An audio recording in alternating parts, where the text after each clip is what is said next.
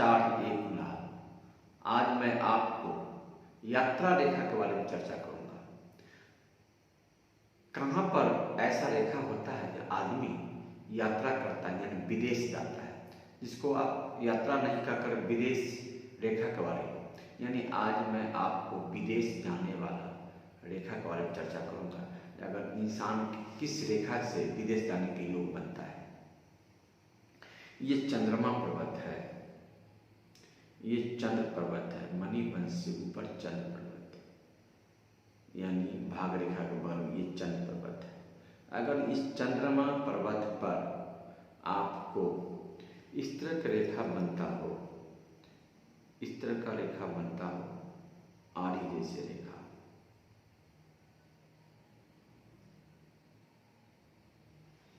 इस तरह की रेखा बनता हो,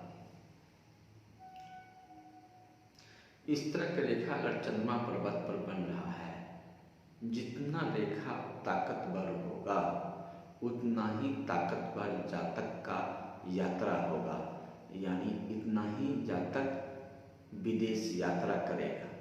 अगर चंद्रमा पर्वत पर ताकतवर इस तरह का आड़ी रेखा हो, चंद्रमा पर इस तरह का आड़ी रेखा हो, ऐसे जातक विदेश जाता है। जितना ताकतवर रेखा होगा उतना ताकत लेकर भी विदेश जाएगा।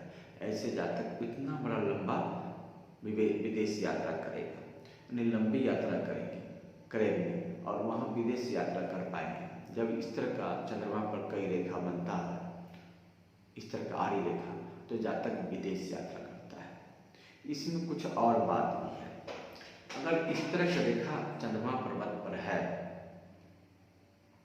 और जातक चंद्रमा पर्वत पर इस तरह का आड़ी रेखा अगर है किसी के हाथ में है, तो जातक जितना ताकतवर रेखा होगा उतना वह विदेश जाएगा। जितना लंबा रेखा होगा उतना लंबा टूर करेगा। लेकिन इसी विदेश या रेखा में अगर टूट फूट है, दीप है, कोई रेखा से रेखा काट रहा है, तो फिर उसका प्रभाव अलग होगा।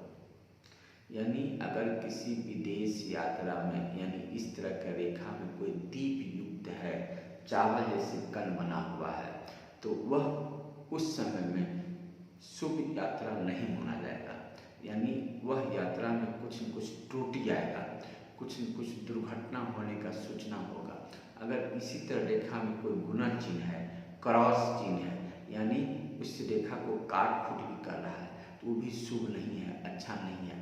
इसका अर्थ यह है या तो वो विदेश जाएगा नहीं, अगर जाएगा भी तो वह विदेश रेखा में खटपट है, यानी किसी प्रकार का नुकसान होने का सूचक है, किसी प्रकार का हानि होने का सूचक है।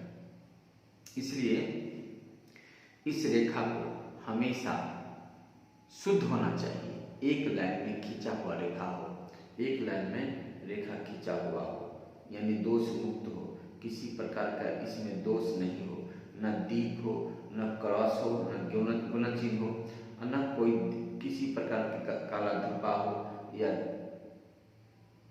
बस इस तरह का स्पष्ट रेखा हो। अगर इस तरह का स्पष्ट रेखा हो चंद्रमा पर्वत पर, तो समझ जाइए ऐसी यह यात्रा रेखा यानी विदेश यात्रा करना रेखा। इंडिया में नहीं, इंडिया से बाहर जाने वाला रेखा, यानी आप जिस कंट्री में पैदा लिए हैं उस कंट्री नहीं, उस कंट्री में लोग भ्रमण करता ही है, जाता ही आता है, उसको यात्रा कहते हैं इसे। लेकिन अगर यह लंबी है तो आप इस तरह की विदेश रेखा लंबी है तो आप इंडिया से बाहर जाएंगे, वहाँ जाकर कोई कारोबार करेंगे, वहाँ जाकर जाना आना लगा रहेगा। जब जितना ताकतवर रेखा होगा उतना ताकत से आप विदेश जाएंगे आएंगे।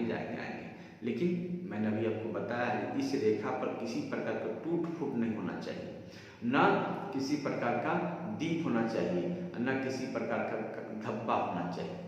अगर दोष मुक्त रेखा है हाथ में चंद्रमा पर्वत पर, तो ऐसे जातक दोष मुक्त यात्रा करेगा, दोष मुक्त विदेश जाएगा और वह लाभप्रद होगा, यानी